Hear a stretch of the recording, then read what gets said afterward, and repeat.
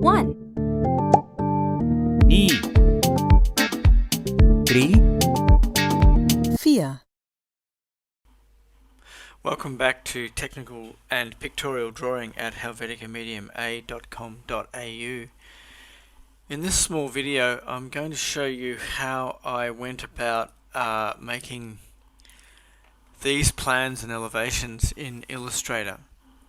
It's a fairly complex operation, but so it's not really going to be a tutorial, but it's just going to be a briefing on how you use Illustrator to create a plan like that. It's pretty simple symbols, shapes, and lines. How we move on to creating an elevation, and even an elevation at a larger scale. There's my site plan that you can see as well. So I think the first thing that we need to do is we need to realize that we need to draw what we want to do up. So here was my little sketch that I did before I made that plan there that you can see. You can see also that I decided later I was going to make the deck round. Now in this sketch I've got everything we need really to go on. I've shown the overall shape of the little house that I'm designing.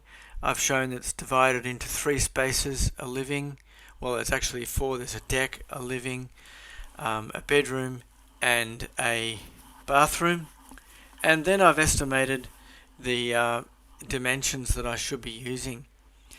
So look, it's pretty rough, but that's all you need. It is important that you do estimate all of the dimensions before you start. So it's not drawn at scale, but it's drawn as quite roughly schematically, but I do have all the information on there. I'm showing that it's 5 meters wide, that my external walls are 200 millimeters thick, which makes it 5,400 millimeters across. I am showing here that the bulk of the house is 6,400 millimeters long, plus the deck of 3,000.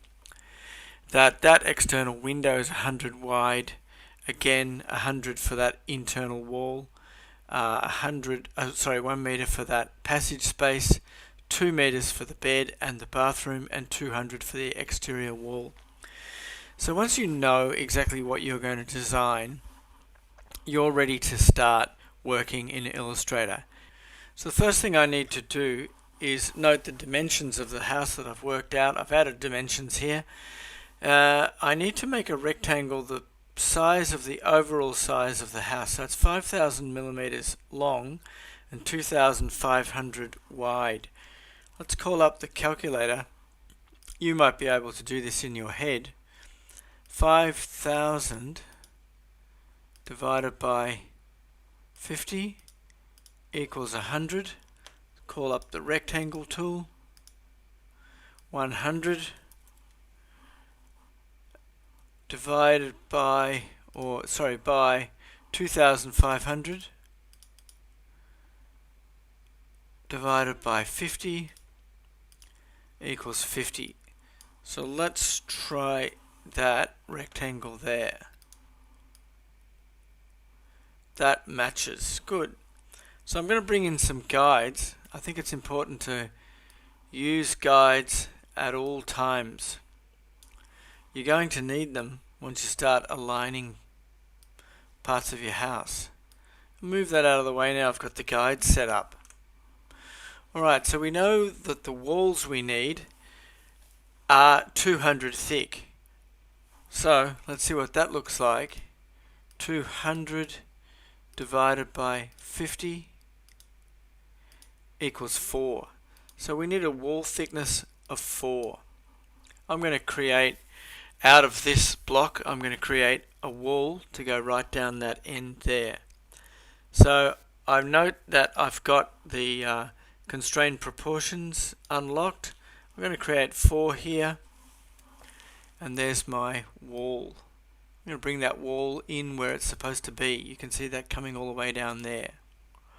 I now need a bottom wall, so Shift Option lets me drag that down to duplicate it.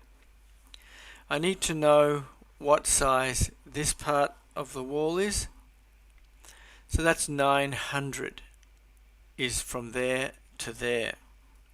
So let's again go 900 divided by 50 equals 18. So here's where I just use blocks to help me. Let's create that at 18. Slide that up there. Zoom in. And pull another guide at 18.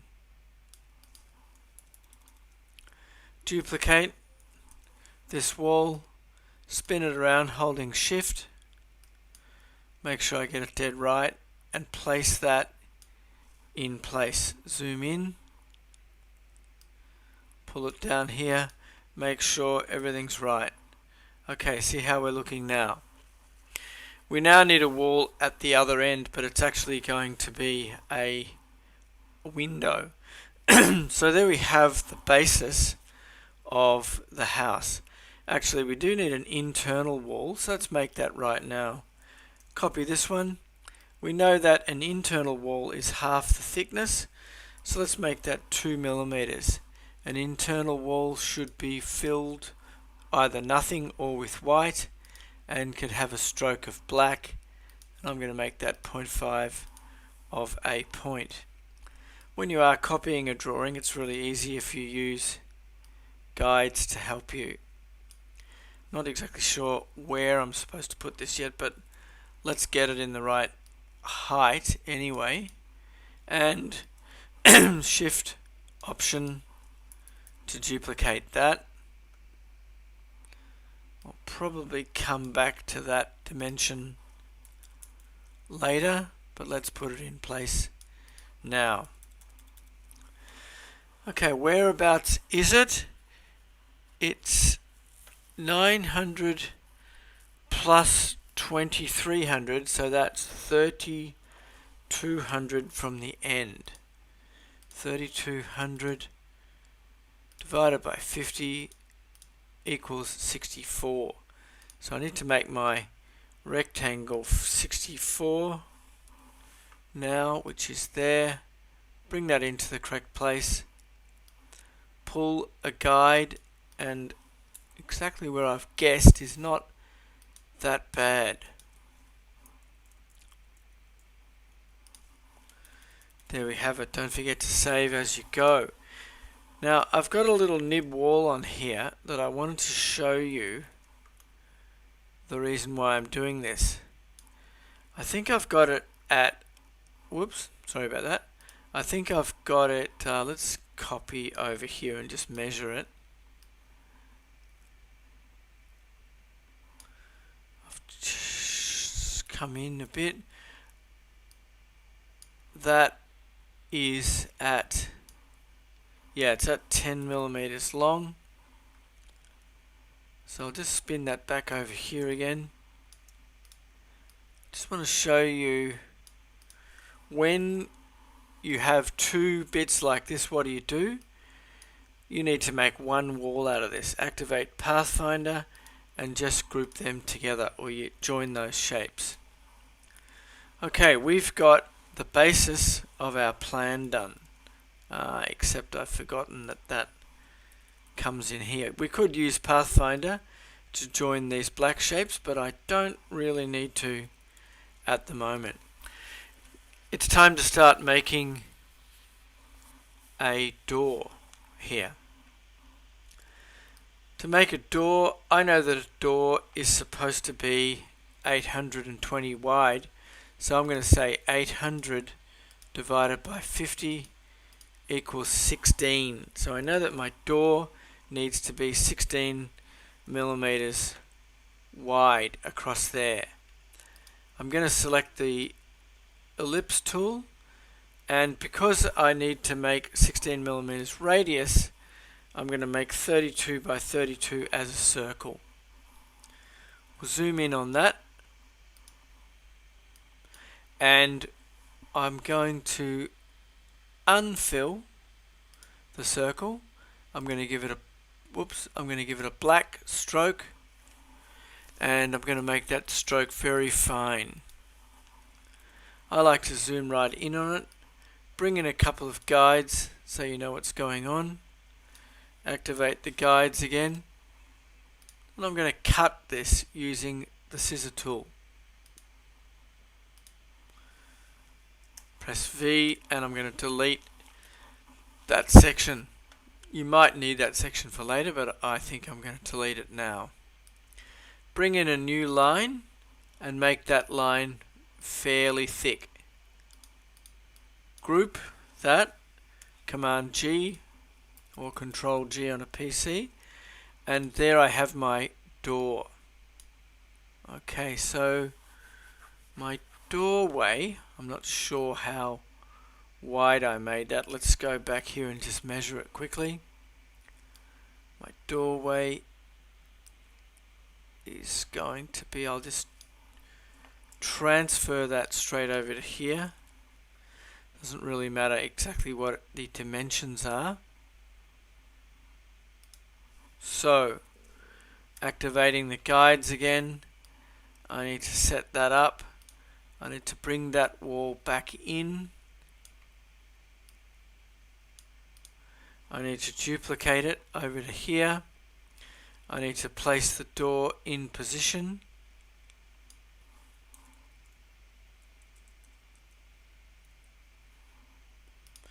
And place that wall in position and pull this wall back to the end. Okay, time to start thinking about windows. A window is drawn as an exterior wall with a fill of white and a stroke of black, white and a stroke of black. Let's get that right. 1 point might be okay, it might be a little bit heavy. We'll wait and see. Then the glass is represented. Let me switch that off. The glass is represented as a line. Now it can be represented as a double line. It depends on how complicated you want to get. If you did represent it as a double line, you would use a very much lighter stroke. I've grouped that so it's together. I can now place that window in position and make it the right length for me. There, hitting it back with the nudge keys. I've got a couple of windows on this side up here. Using Shift for rotate.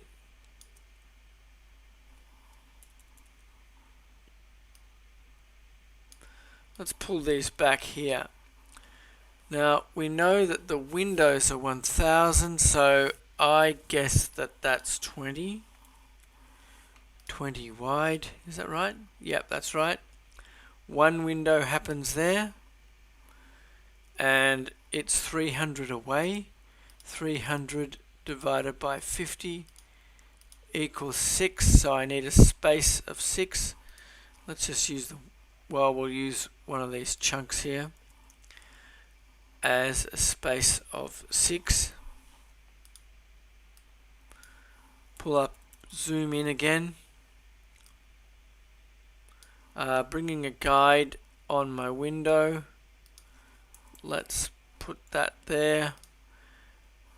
Shift Option or Shift Alt copies the window again. Alright, so I'm pretty much there now. Lastly, I need to make the roof section. Let's do that now. I know it's 500 away from the walls, right? So 500. I guess that's 10. So let's go 10 by 10. Place that in position, and I'm going to simply use some guides to get 10 millimeters. Snapping to the wrong place there. 10 millimeters around the building. Let's get that in the right place, nudging with the arrow tools.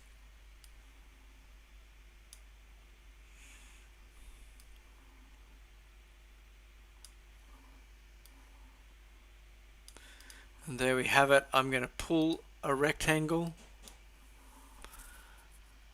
over that space. I'm going to say that it has no fill and it has a stroke plus we need a dashed line. I'm going to make a 2-point. It should be a thin dashed line to indicate a roof. There's the basis of the roof. Let's pull a guide at the center of the roof. Holding shift, I might use the pen tool. Holding shift and click, I can bring a line in there. Press V, then press P again to activate the pen tool. Holding shift until the smart guide hits the center, I can come in like that. Grab the line tool for the middle of the gable. So that's the plan done at a scale of 1 to 50. So just finishing off, you saw the way I used rectangle tools to set up dimensions, rectangle tools to make the walls. I used Pathfinder to unite that area there. I've forgotten to put in the door. Let's put that door in there now. You can spin the door around holding shift. I'm hoping that that'll go into the right place just like that. Then the roof overhead is indicated by a dotted line. In part 2 of the video, I'm going to show you how to create an elevation. Thanks for watching.